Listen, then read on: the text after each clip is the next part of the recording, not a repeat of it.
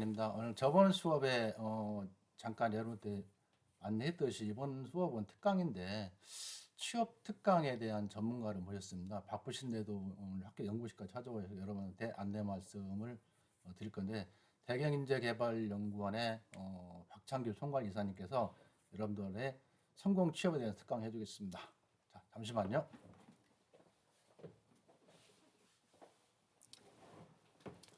자, 여러분 안녕하세요. 네, 오늘 제가 우리 여러분들한테 어떻게 하면 요즘 같은 우리 코로나 시대에서 취업을 좀 잘할 수 있을까? 이런 전략들을 제가 좀 오늘 안내를 좀 해드리고자 오늘 우리 영남대학교에 직접 방문을 드렸고요. 요즘 코로나가 들어오고 나서 참 제일 가장 힘든 세대들이 바로 지금 이 영상을 보고 계시는 여러분 우리 20대 30대 청년들이 아닐까라고 저는 생각을 하고 있습니다. 이유는 이미 그 청년 실업률이 52만 명을 돌파를 했었고 코로나가 오면서 전 세계적으로 위기 상황이 닥치면서 기업에서 더 이상 인재를 채용하지 않는 그런 제도들이 막 들어오기 시작했었죠. 이미 코로나 시대 1년이 지났습니다만 아직도 그 여파들이 남아있고 그러다 보니 지금 대학을 다니고 있는 우리 대한민국 청년들은 앞으로 나 어떻게 하지? 라는 이런 생각들을 많이 가지고 있으실 겁니다. 그런데 여러분들 조금만 생각을 바꾸시고 학창 시절부터 조금 준비를 잘 하신다면 아무리 코로나가 있다라고 해도 기업에서는요 인재가 필요합니다. 예, 꼭 필요할 수밖에 없습니다. 즉 그 얘기는 뭐냐면 이미 지금도 인재를 채용하고자 채용 공고들을 내고 있지만 지금 여러분들뿐만 아니라 대한민국의 모든 청년들이 어렵다 보니까 어떻게 되죠? 경쟁자들이 많이 생기는 거죠. 그런 경쟁 속에서 내가 이겨낼 수 있는 가장 큰 방법은, 제일 첫 번째 방법은 여러분들이 학창 시절 때 뭔가 준비를 하셔야 됩니다. 예, 어떤 준비를 하셔야 됩니다. 당연히 학교에서 당연한 뭐 여러 가지 뭐 수업이라든지 지원도 해 드리지만 학교에서 아무리 지원을 해 주신다고 할지언정 본인들이 안 하면 말짱 도루묵이라는 거죠. 그래서 제가 오늘 여러분들한테 다양한 방향성을 통해서 어떻게 하면 이 어려운 시기에 성공적인 취업을 할 수 있는 내용에 대해서 안내를 좀 해드리고자 합니다. 자, 먼저 제 소개를 좀 드리겠습니다. 저는 과거에는 뭐 대통령 직속청년위원회 그리고 현재 행정안전부에서 청년 일자리 사업에서 취업 전문가로 활동을 하고 있고요. 저 역시나 대구가 고향이고요. 예, 그래서 대구에서 우리 청년들을 위해서 많은 활동들을 하고 있습니다. 저는 대한민국의 대통령 직속청년위원회에서 취업 진로 직무 전문가, 해외 취업 전문가로 활동을 하고 있습니다. 박창규라고 합니다. 반갑습니다. 네, 뭐 대학뿐만 아니라 기관 그리고 방송에서도 우리 많은 청년들을 대상으로 해서 취업 전략이라든지 창업 방향성을 설계하는 방법 그리고 여러분들이 글로벌 현장 실습이라든지 해외 취업 그리고 해외 인턴십을 통해서 여러분들이 어떻게 내가 스펙을 키워 나갈 수 있는지 그리고 우리나라에 있는 외국계 기업들 접근하는 방법들 이력서 자소서 작성법 이력서 뭐 레주메 커버레터 영문 이력서 자소서 같은 것들도 제가 컨설팅이라든지 교육도 진행을 하고 있고요.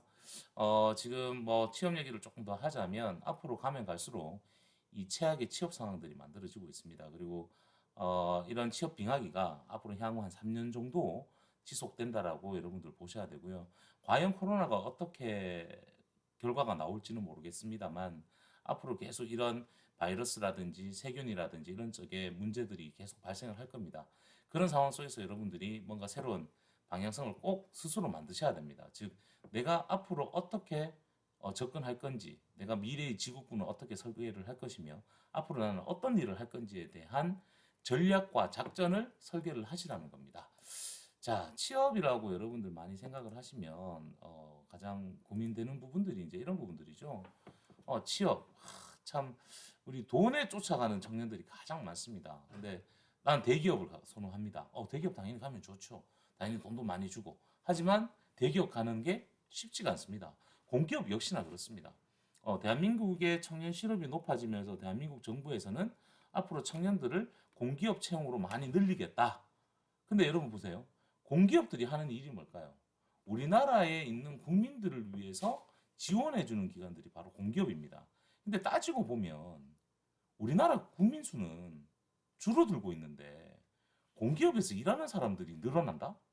근데 여기에 우리 같은 청년들을, 아직 경험 있는 청년들을 채용을 해간다? 그러면 기존에 일하시던 분들이 하고 있는 일들을 저희한테 넘긴다? 국민수들은 적어들고. 뭔가 좀 이상하죠, 그죠? 예. 즉, 이 얘기가 뭐냐면, 그냥 실업이 어려우니까, 청년들 실업률이 높으니까 공기업 채용을 늘리겠다라는 게 그 전체가 다예요. 그럼 공기업에 가면 우리가 실제 할 수 있는 일들이 뭘까요? 정말 중요한 의사결정을 낼 수 있는 그런 일들을 할까요? 아니면 남들을 서포팅하는 일들을 할까요? 그렇죠. 예, 여러분 정확히 보신 겁니다. 공기업 채용을 늘리면, 청년 실업률이 높다라고 해서 공기업 채용을 늘리면 우리가 할 수 있는 일들은 남 서포팅하는 일들입니다.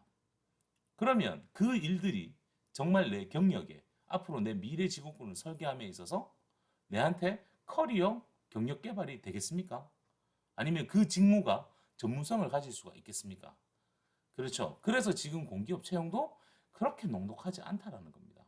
예, 그래서 우리 청년들이 앞으로 접근해야 되는 방법은 뭐냐면, 제가 뒤에서 다시 한번 더 말씀드리겠지만, 여러분들이 잘할 수 있는 일, 여러분들이 잘 하고 싶은 일, 여러분들이 정말 즐거워하는 일, 여러분들이 행복해 할 수 있는 일을 찾아가는 게 가장 큰 정답입니다. 제가 자료를 통해서 좀 알려드리도록 하겠습니다. 자, 과거에는 스펙이라는 단어가 우리나라에 있었습니다. 이 스펙이라는 단어는 뭐냐면, 이 보세요. 사람 사용 설명서입니다. 참 웃긴 얘기죠. 예. 취업 스펙 구종 세트 한번 볼게요. 학벌, 학점, 어학 성적, 해외 연수, 직무 역량, 대외 활동, 자원봉사, 공모전. 마지막이 뭡니까? 취업 성형도 있습니다. 취업 성형부터 먼저 좀 설명을 드리면, 취업 성형은요, 면접에서 자꾸 떨어지고 취업이 잘 안 되니 내가 성형수술을 한다라는 것도 맞습니다만, 여러분들 우리 네이버에 이렇게 보면 뭐 취업대학교라든지 스펙업이라든지 취업에 관련된 커뮤니티 카페를 많이 들어가 보실 겁니다. 근데 거기 보면 메인에 뭐가 있죠? 광고들이 나와 있죠. 예, 뭐죠? 성형수술 뭐 있는데 이런 병원에 대한 광고들이 있습니다. 이게 바로 취업 스펙 구종 세트를 나타내는 것 중에 취업 성형입니다. 자, 취업을 하기 위해서 학벌도 높아야 돼요. 그래서 편입을 하신다라든지 대학원을 지나가시는 분들도 있습니다. 학교에서 미친 듯이 예, 학교 수업에 올인을 해서 학점을 올립니다. 어학 성적도 필요하죠. 토익은 기본이거니와 오픽, 토스, 어학연수 가야죠. 네, 어학연수 가셔야죠. 예, 직무 역량 자격증도 따야 되고 대외 활동도 해야 되고 자원봉사도 해야 되고 심지어 공모전도 가야 되고, 이게 스펙 구종 세트였습니다. 자, 였습니다. 즉, 과 뭐죠? 과거형입니다. 과거형. 네. 이 글자를 잘 못 쓰겠네요. 마우스로 하니까. 예, 여러분들 대면으로 만나서 강의를 해드리면 참 더 재밌었을 것 같은데, 네. 자, 이게 이제 과거에 취업 기업에서 인재를 채용하기 위해서 보는 스펙 구종 세트였습니다. 그런데 2014년도부터 대한민국에 NCS라는 제도가 나오기 시작하면서 이제 국내에 있는 기업이나 해외에 있는 기업들이 스펙 필요 없다 이거. 이거 필요 없고, 우리가 필요한 건 뭐냐면 실제 현장에서 일을 할 수 있는 능력을 갖춘 사람이 필요하다. 그래서 보는 이유가 취업 때 핵심 키워드 8종 세트로 바뀌어 버렸습니다. 첫 번째, 전공 플러스 성적. 네. 그다음 인턴십, 직무 역량, 글로벌 역량, 직무 적합성, 조직 적합성으로 나뉩니다. 전공 플러스 성적은 뭐냐면, 내가 4.5 만점에 4.0 이상의 성적을 요구하는 게 아니고요. 내가 지원하는 직무에 관련된 교과목의 학업 성취도를 봅니다. 학점이 중요하지 않습니다, 여러분. 내가 마케팅을 지원하고 싶어요. 나는 인사 조직 관리를 지원하고 싶어요. 나는 외식 산업 쪽에서 좀 R&D 파트에 지원을 하고 싶어요. 이런 뭐 나는 국제 통상학에서 나는 관세 쪽으로 지원을 하고 싶어요. 했을 때 여러분도 분명히 학교에서 거기에 관련된 전공 수업들이 있을 겁니다. 그 성적을 본다라는 겁니다. 성적 플러스 우리가 레포트를 제출했다라든지 아니면 연구실에서 어떤 연구했던 결과를 본다라든지 즉 이 포인트를 본다라는 거지, 학점이 높다라는 건 중요하지 않다라는 거죠. 두 번째 뭐 인턴십입니다. 인턴십. 제가 오늘 가장 중점적으로 여러분들한테 말씀해 드릴 내용들입니다. 인턴십. 자, 여러분들이 사장이면, 여러분들이 기업을 운영하고 있는 대표이라면 과연 실무 경험도 없는 친구들을 채용을 하겠습니까? 그렇죠? 굳이 내가 아무 경험이 없는 친구들을 채용을 해서 월급 줘야 되지요, 일 가르쳐 줘야 되죠, 뭐 또 회식해 줘야 되죠, 뭐 밥도 사줘야 되죠. 그럴 이유가 없다라는 거죠. 그래서 지금 기업들은 당장 내일이라도 현장에서 투입해서 일을 할 수 있는 실무 경험이 갖춘 사람들을 선호할 수밖에 없습니다. 그래서 여러분들 학교에 잘 보세요. 뭐가 있습니까?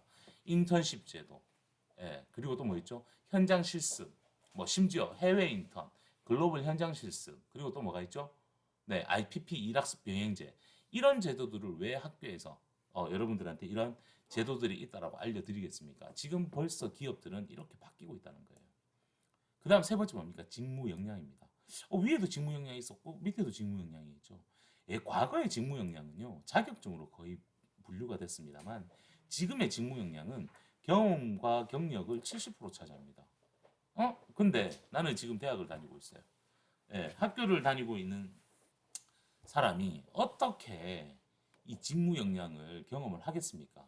그 직무 역량을 쌓기 위해서 여러분들 뭐 해야 되죠? 그렇죠. 인턴십, 현장 실습, IPP, 일학습 병행제. 여러분들 교수님들 찾아가시면 이런 정보들 다 주십니다. 그리고 대학의 취업센터나 경력개발센터, 국제교류센터에 가시면 이런 기회들이 여러분들한테 널려 있습니다. 근데 우리 청년들이 잘 모릅니다. 우리 학생들이 잘 모릅니다. 아이고 뭐 그냥 이래 있다가 4학년 돼서 준비하지 뭐. 그러면 이미 늦었다라는 얘기죠. 예. 그래서 여러분들 꼭 학교의 교수님들이나 아니면 학교의 취업센터, 대학 일자리 센터, 예, 경력개발센터를 꼭 찾아가셔서 이런 기회들이 있는지도 여러분들 알아보셔야 되고요. 그리고 외부에 또 이런 정보들이 아주 많습니다. 그래서 여러분들 네이버 카페라든지 이런 데 좀 찾아보시면 충분히 이런 경험들을 만드실 수가 있고요. 그리고 또 뭐죠? 글로벌 역량. 자, 보세요, 여러분. 삼성에서 휴대폰을 만듭니다. 그죠? 예, S 편이 나오기 시작했죠. 여러분 잘 보세요. 삼성에서 만드는 휴대폰을 우리나라에 팔아먹으려고 만들까요? 그렇죠. 지금은 모든 기업들이 생산하는 재화나 용역, 상품이나 제품들은요, 내수 시장을 겨냥하는 게 아니라 글로벌 시장으로 겨냥되어 있습니다. 즉, 여러분 휴대폰 하나로 모든 게 이루어지는 시대가 바로 현재 시대입니다. 이 시대를 살아가고 있는 우리 여러분들이, 청년들이 과연 취업을 할 때 뭘 준비를 해야겠습니까? 그렇죠. 글로벌 역량입니다. 글로벌 역량은 어학 능력이 잘한다라는 게 글로벌 역량이 아닙니다. 좀 내가 세계적으로 진출할 수 있는, 전 세계적으로 진출할 수 있는 이런 마인드를 가지는 게 이 글로벌 역량입니다. 이런 친구들이 과연 해외에서 경험을 조금 있다라면 충분히 글로벌 역량들에 대해서는 쌓을 수 있다라는 거죠. 또 하나 뭐가 있습니까? 직무 적합성입니다. 강의하는 저를 좀 예를 들어드리면 저는 전공이 회계학입니다. 그리고 저는 역시나 98년도 한국공인회계사, 2001년도 미국 공인회계사 출신이고요. 제가 미국에 있을 때는 그 KPMG라는 회계법인에서 회계감사팀에서 근무를 했었습니다. 그리고 한국에 와서는 제가 한국은행 대구 경북본부 기획조사팀에서 근무를 했었는데 우연치 않게 제가 대학에서 강의를 할 수 있는 기회가 있어서 강의를 한번 했었습니다. 제 경험에 대해서. 그랬는데 자꾸 이제 강의 요청이 막 들어왔었습니다. 근데 강의를 하다 보니 저는 회계사로 책상에 앉아 있는 것보다 이렇게 사람을 만나고 무대 앞에서 서포트라이트를 받아가면서 이렇게 강의하는 게 저하고 너무 재밌었습니다. 그래서 제가 회계사와 한국은행을 때려치웠습니다. 예, 왜? 앞으로 살면서 내가 지위와 명예도 중요하겠지만 앞으로 우리가 뭐 70, 80까지도 일을 해야 되는데 이왕 앞으로 이렇게 할 거면 내가 좋아하는 일을 하고 잘할 수 있는 일을 하자. 내가 행복해 할 수 있는 일을 하자라고 생각을 해서 제가 제 직업군을 바꿔버렸습니다. 그때가 20대 후반, 30대 초반이었습니다. 그런데 여러분들 잘 아시다시피 우리가 지금 전공을 대학에 들어와서 전공이 지금 대학을 다니고 계시잖아요. 근데 중학교, 고등학교 때 내가 잘하는 게 뭔지, 내가 싫어하는 게 뭔지, 내가 앞으로 어떤 일을 하면 내하고 잘 맞을지에 대해서 전문가들한테 컨설팅을 받고 여러분들이 대학과 전공이 선택되는 시대는 아니지 않습니까? 아직도. 그죠? 저 역시나 제가 회계학을 선택하고 싶어서 간 게 아닙니다. 성적에 맞춰서 회계학과를 전공할 수밖에 없었습니다. 그런데 막상 사회에 나오니 그 일이 저하고 맞지 않았다는 걸 뒤늦게 알고 제가 터닝했다는 겁니다. 즉 이 얘기가 뭐냐면 기업에서 내가 인재를 채용을 함에 있어서 직무 적합도를 보는 거예요. 당신이 왜 이 직무에 지원했는지에 대해서 경험에 대해서 사례에 대해서 설명을 하시오. 아마 지금 여러분들 4학년들이라면 자기소개서를 작성해 보셨을 겁니다. 과거에는 자기소개서 5대 항목으로 진행되지만 예, 성장 과정, 뭐 학창 시절, 뭐 성격의 장단점, 지원 동기 및 포부. 지금 기업들은 뭘 보죠? 왜 이 직무에 지원했는지 경험에 대해서 서술하시오라고 나오죠. 즉 뭡니까? 직무 중심 채용으로 직무 적합도 평가를 하기 위해서입니다. 이제 이해되시죠? 그래서 여러분들은 지금 내가 과연 나중에 어떤 일을 하면 내하고 잘 맞을지, 나는 성격이 외향적이야. 난 성격이 내향적이야. 난 책상에 앉아 있는 걸 싫어해. 난 사람들하고 만나서 대화하는 걸 참 좋아해. 이런 내가 가지고 있는 기본적인 성향과 세월이 지나면 지나면서 행동 변화적 성향들을 여러분들 가지고 있으실 겁니다. 그런 부분들을 스스로 판단을 내려서 내가 직무를 어떻게 방향성을 설계해야 된다라고 잡으시면 됩니다. 자, 어렵죠? 어려우시면 물어보세요. 네, 물어보시면 제가 알려드릴게요. 네, 제가 우리 학교에도 오셔도 되고요. 또 저한테 연락을 하시면 제가 이런 방향성에 대해서 설명을 좀 해드리도록 하겠습니다. 옆에서 도와드릴 수도 있습니다. 자, 그 다음 뭐냐면 조직 적합도입니다. 시대가 바뀌면서 세대 간의, 계층 간의 사고방식도 달라지고 있습니다. 그래서 막상 기업에, 조직에 입사를 했더라도 적응을 하지 못하는 이제 탈락자들이 생기는 거죠. 그래서 과연 내가 사회에 진출하기 전에 어떤 준비를 해야 되는지, 자, 예를 들어 설명을 드릴게요. 아마 이 강의를 보시는 우리 남학생분들 계실 겁니다. 집에 양복이 한 벌씩 있으실 겁니다. 그죠? 예. 양복 입으면 어때요? 불편하죠. 그죠? 예. 불편하시겠죠. 근데 여러분들이 나중에 기업에 면접을 보러 가시면 양복 입고 가야 되겠죠. 예. 여러분들은 평상시에 양복을 잘 안 입기 때문에 한 번씩 우리가 면접 보러 가면 양복 입고 가면 불편하겠죠. 그걸 쳐다보고 있는 면접관들도 불편해합니다. 무슨 말인지 이해되시죠? 제가 늘 우리 청년들한테, 우리 학생들한테 이런 얘기합니다. 내가 대학교 4학년이 됐으면 이제 1년이 지나고 나면 사회에 진출을 해야 됩니다. 즉 사회인이 돼야 됩니다. 그러려면 4학년 정도 됐으면 이제부터는 뭐 꼭 양복 입고 다니라는 소리 아닙니다. 옷이라도 조금 더 깔끔하게 학교에 모자 쓰고 추리닝 입고 슬리퍼 신고 다니는 친구들 있습니다. 그게 내한테 정상, 자기는 편하다는 거죠. 근데 그렇게 생활을 하다가 나중에 사회에 진출하면 회사 갈 때 모자 쓰고 슬리퍼 신고 추리닝 입고 갈 수는 없잖아요. 그죠? 예. 그러면 여러분들 어떻게 해요? 딱 차려 입습니다. 근데 그게 적응이 안 돼 있다 보니까 불편하기 시작하는 거죠. 그리고 기업에서는 여러분들 사회생활을 하다 보면 하지 말아야 되는 말투, 행동들도 있습니다. 그런 것도 이제 보는다라는 게 바로 이 기업들이 이제 채용할 때 보는 핵심 포인트라는 거죠. 이제는 달라지는 겁니다. 해외 어학연수 안 가셔도 됩니다, 여러분. 대외 활동, 쓸데없는 대외 활동 안 하셔도 돼요. 솔직히 자원봉사 여러분들 하고 싶어서 마음에서 우러나서 하는 거 아니잖아요. 그죠? 이력서에 한 줄 쓰기 위해서 하는 거잖아요. 예. 즉 이제는 달라져야 돼요. 학점, 교육 평준화로 인해서 학벌 그렇게 중요하지 않습니다. 즉 여러분들은 어떻게 내가 직무를 설계를 할 것이며 이 직무에 대한 경험, 즉 역량을 얼마나 증대시킬 건지에 대해서 학창 시절 때부터 이제 고민을 하셔야 된다라는 거예요. 자, 죄송합니다만 이 내용은요. 코로나가 와서 이 내용을 설명드리는 게 아닙니다. 이미 2010년도부터 2014년도부터 이 시스템이 바뀌어 버렸습니다. 근데 아직도 여기에 포인트를 두고 있다라는 게 안타까운 실정이라는 거죠. 자, 넘어가겠습니다. 네. 요걸 좀 지워야겠네요. 그죠? 네. 자, 보세요, 여러분. 실제 기업에서 인사 담당자들이 뽑은 불필요한 스펙들이 있습니다. 첫 번째 뭐죠? 예, 극기 및 이색 경험. 과거에 이런 일이 있었습니다. 바카스배 국토대장정. 저는 그런 경험들을 대외 활동으로 막 합니다. 그리고 자소서에 씁니다. 예, 그래서 저는 인내와 끈기심이 강합니다. 지금 뭐죠? 필요 없습니다. 예, 여기 딱 필요 없다라고 나오시죠, 그죠? 예, 필요 없는 경험입니다. 한자 한국사 필요 없죠. 석박사 글쎄요.